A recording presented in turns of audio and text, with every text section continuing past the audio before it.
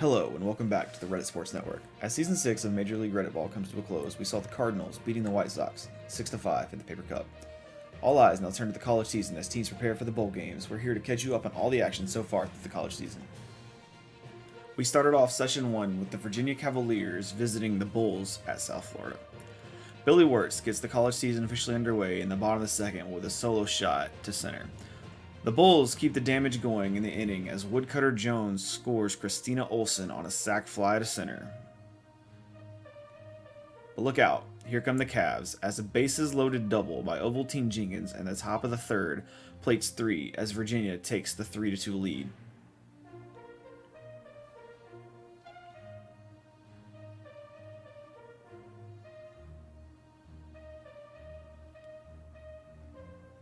After a leadoff triple by Chipper James in the bottom of the third, speedster Monkey Oshu hits a triple himself to level the score at 3.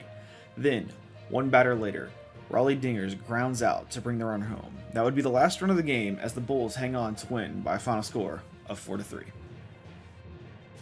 Game 2 brought us UCLA making the long trip to Ann Arbor to face Michigan. The fireworks got started early when, in the bottom of the first, Michigan's shortstop Rick Roll absolutely destroys the baseball on a zero-diff home run in his first at-bat of the season.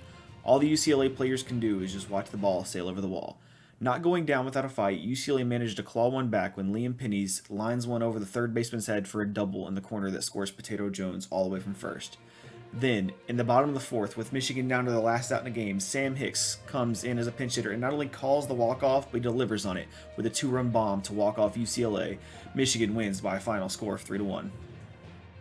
Game 3 of the season featured our last two teams, with Rutgers visiting Long Beach State. The game was largely a pitcher's duel, with the only run coming on an RBI single from Hank Braun in the bottom of the third. Long Beach State wins 1-0. Session 2 started with the Virginia Cavaliers taking on the Michigan Wolverines. The scoring gets started early when, in the top of the first, Bill Stokes for Virginia triples home Medium Goose and Number Spectre.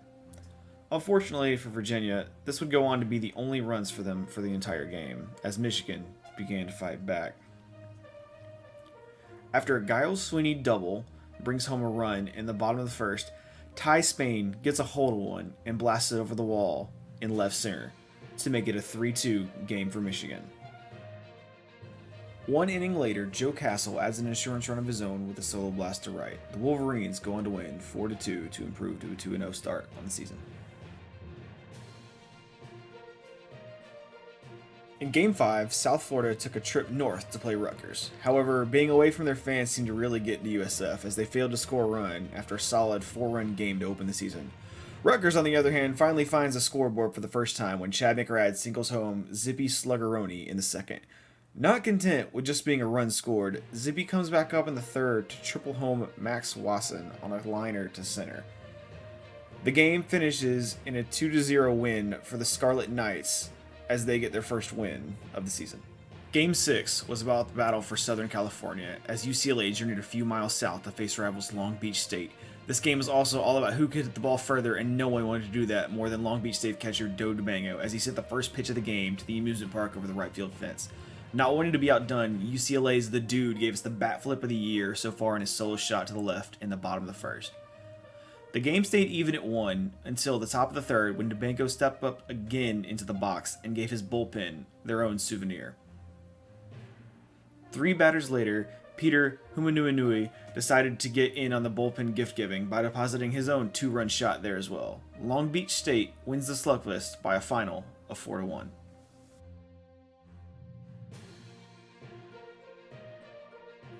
The game of the season so far happened between Rutgers and Michigan.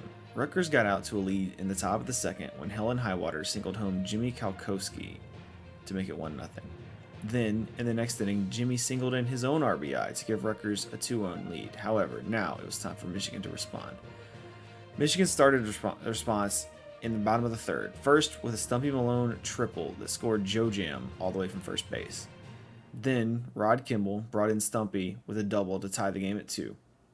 After a quick 1-2-3 in the top of the fourth, Michigan had an opportunity to win it in the final frame, but could not bring home Hunter West after his leadoff double. No extras in college, so this one was settled in the home run dome. The batter matchup was Michigan All-Star shortstop Rick Roll against Rutgers' newfound slugger Britt Kennedy. In fact, Kennedy is so new that his swings were the first of his season.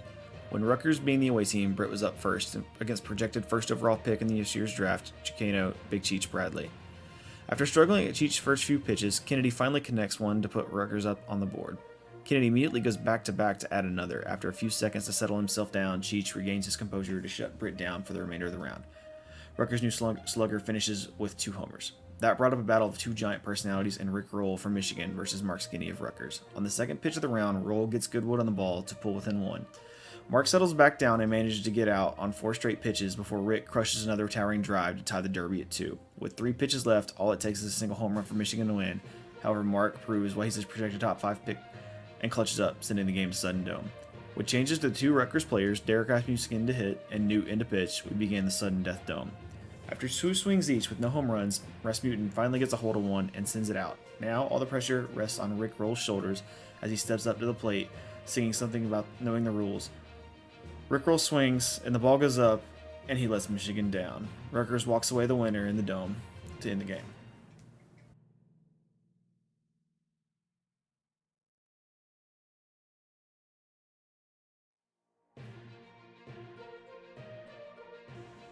The next game of Session 3 saw UCLA traveling cross-country to visit the Bulls of USF. USF started the scoring out in this one in the bottom of the second when Christina Olsen doubled home Monkey Oshu. 2 batters later, Christina gets across the plate as Dogwater singles to left. The Bruins do manage to pull one back, however, on a Howie DeWitt double. Ricky Robert puts on the Jets and scores all the way from first on a close play at the plate. However, that's where the scoring ends here, as USF takes the game 2-1.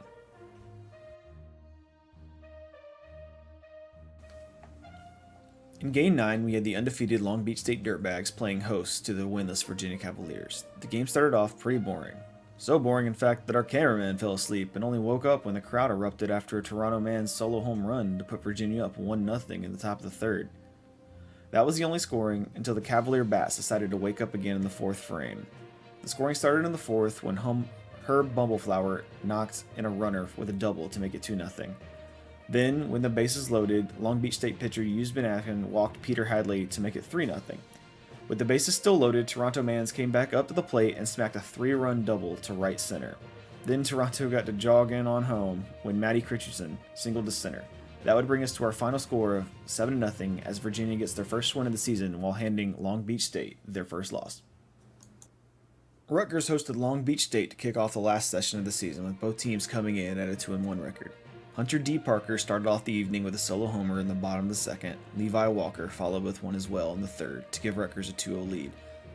This would go on to be our final as Long Beach State was shut out for the second game in a row. Virginia stayed in Los Angeles after their last game and played UCLA in Session 4. Both offenses looked sluggish and only managed 2 hits, the difference being that one of the Bruins' 2 was a pinch hit home run by Grover Grimes. UCLA wins 1-0. We ended the season right back where it began, in Tampa, but this time South Florida was playing host to Michigan. The Wolverines were eager to try and get back in the win column after their disappointing finish in the Dome. No one more so than Rick Roll. He shook off the disappointment early in this one with a 3-run home run that barely scraped over the wall in the top of the first. Jordan Haas then strolled to the plate and made it back-to-back home runs, giving Michigan a 4-0 lead. USF answered back in the bottom of the inning. Monkey Oshu just got under a ball as he drove it to the warning track, but it did at least manage to score a run. That was all the scoring that happened until George Pinetar decided to get in on this season's home run action with one of his own in the top of the 4th to give us the final of 5-1 Michigan. Thank you for watching, and I'd like to take a second to apologize if I've offended anyone with the character portrayal or my terrible jokes. If I've hurt anyone out there, I can't tell you how much I say from the bottom of my heart, I am so very, very sorry. I pride myself and think of myself as a man of faith, as there's a drive to deep left field by Castellanos, and that'll be a home run.